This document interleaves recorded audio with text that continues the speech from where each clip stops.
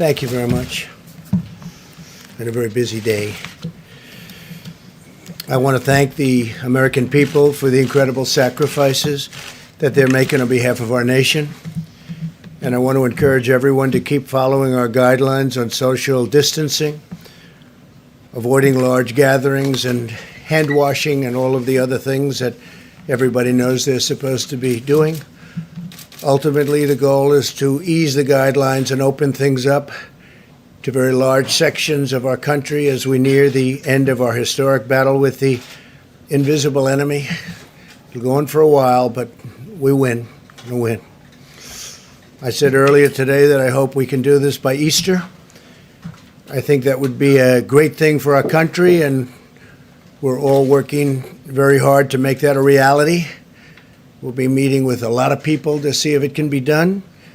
Easter is a very special day for many reasons. For me, for a lot of our friends, that's a very special day. And what a great timeline this would be.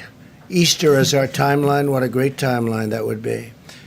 My first priority is always the health and safety of the American people. I want everyone to understand that we are continuing to evaluate the data.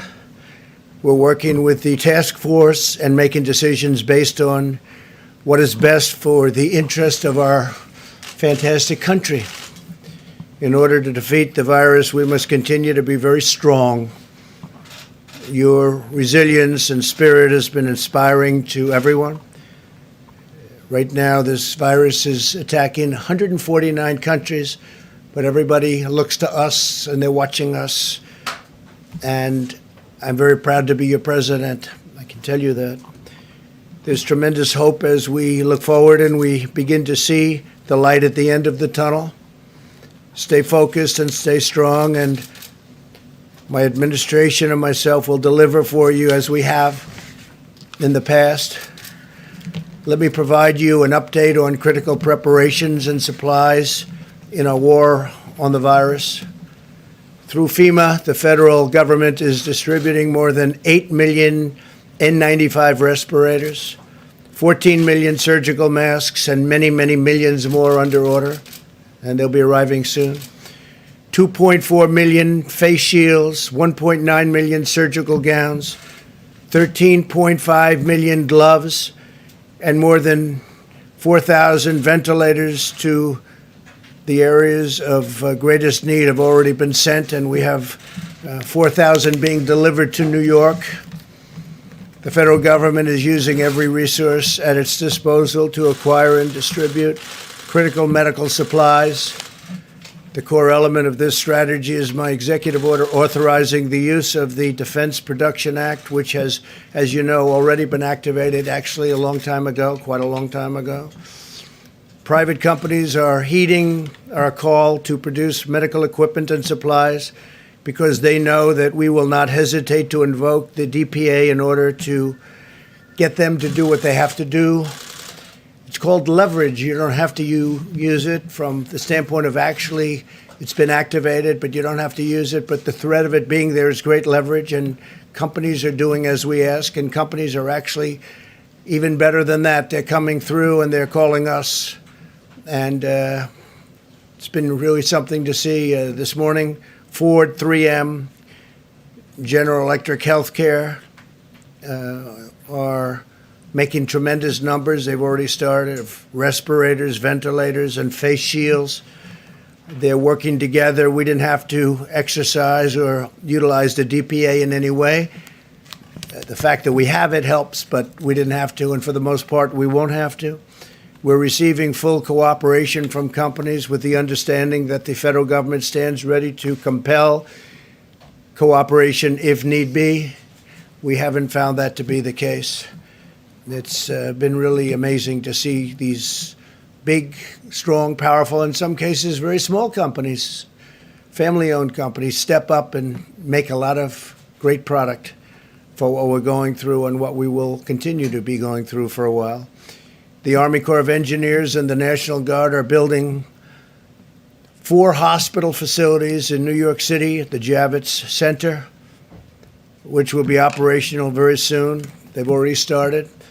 In addition, they're building 4 separate medical facilities in different parts of the state. We're dealing with Governor Cuomo on that. So you're going to have 4 hospitals and 4 medical facilities at the highest level, too. Really incredible facilities. Temporary, but incredible. We're also deploying the U.S. Navy hospital ship, and that will be arriving in New York Harbor in the not-too-distant future. It's finishing its maintenance. They're doing a very big maintenance, and what we did is we condensed it very seriously. And as you know, the other hospital ship, and these are incredible ships, it's already on its way to Los Angeles. So we're in frequent contact with state and local officials and getting a lot of work done. We're likewise building hospitals in Los Angeles. We're working also the state of Washington. We're working with the governor of the state of New Jersey. We're building a medical facility, a hospital facility, and doing a lot of work. I want to thank the people from FEMA, the great people from FEMA, and also the Army Corps of Engineers. Secretary Mnuchin and the members of my administration continue to work closely with Congress. I'm pleased to report that we are working to pass the biggest and boldest financial relief package in American history. Senators will soon hopefully vote on a $2 trillion bill that will deliver direct cash payments to struggling Americans. No fault of their own. This came out of nowhere. Nobody can imagine this even happened. But it's not their fault.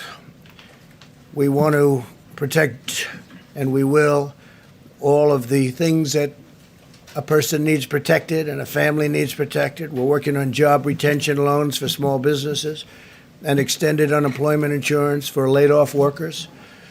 The legislation will also include billions of dollars for additional resources for our, and really heroic, these are incredible doctors, nurses, brave, and hospitals, as well as support for hard-hit industries such as the airline industry and the cruise ship industry, which employ tremendous amounts of people and obviously serve very important functions beyond that. With very tough protections for the American taxpayer, the loans will be very secure and they will be very profitable, and at the same time, they'll bridge, they call them bridge loans in many cases. They'll be bridging these companies back into very good health. And some of them are very important companies that 4 weeks ago didn't have a problem. I'm also confident that the Democrats will do the right thing. I feel very confident. They're working very hard together right now, Republicans and Democrats, and they're getting very close to a very fair deal and a great deal for the people of our country. Today, as you probably saw, the Dow surged over 2,100 points. That's the all-time record history of the exchange.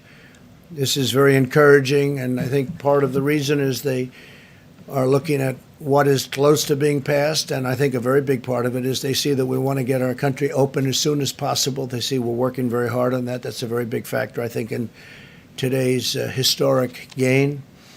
The legislation developed in the Senate is the first step to restoring confidence and stability to America's economy as we look ahead to the time when we can carefully and responsibly reopen our country for business, and we hope that's going to be very soon. I want to assure Americans that we have a team of public health experts. We've gotten to know them as well as I know them. They're great people, incredible, talented. They love our country. Also, economists and other professionals working to develop a sophisticated plan to reopen the economy as soon as the time is right.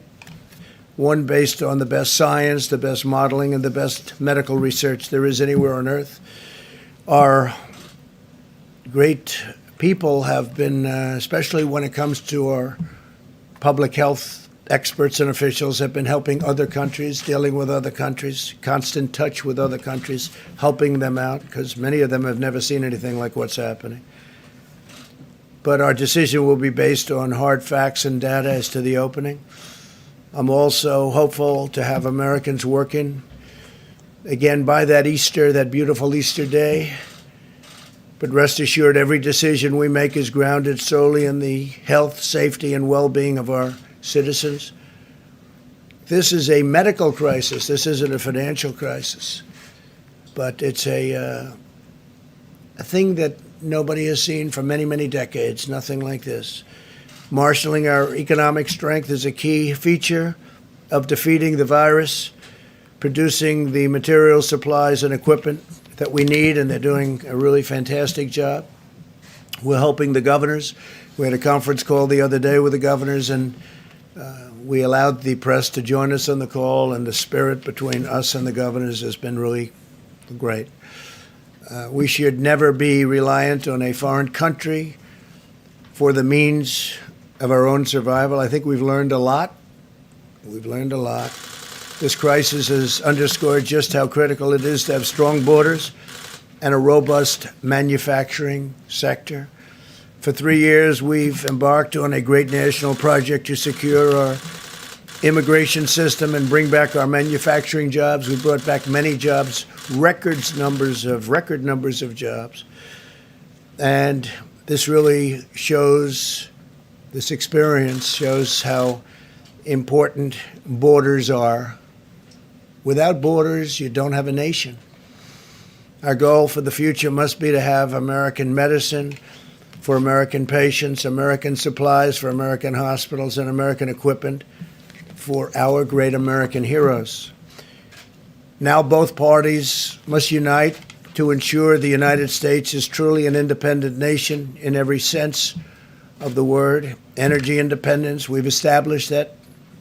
It's something incredible that we've established. We're energy independent, manufacturing independence, economic independence, and territorial independence enforced by strong sovereign borders. America will never be a supplicant nation. We will be a proud, prosperous, independent, and self-reliant nation. We will embrace commerce with all, but we will be dependent on none. Above all, we know that the best thing for our economy and the world right now is a very, very powerful victory over the virus. Every day, the American people are showing the unity and resolve that has always defined the character of our nation. In New York, citizens are using 3D printers to make hundreds of face shields. They're making them by the hundreds. In Texas, businesses and churches are uniting to collect gloves and thermometers for hospitals. In the selfless actions of our amazing citizens, we're seeing enduring strength of our magnificent nation, a spirit that can never be broken, and a victorious future that can never be denied. It never will be denied. Now what I'd like to do is perhaps ask a person who has really established herself as maybe the world's great expert on what she does. If I could ask Deborah to come forward and say a few words, and then I'll ask Tony to come up and speak, and then our Vice President, and then we'll take a few questions, and we'll do it quickly, and we'll probably see you again tomorrow. So, Deborah, please.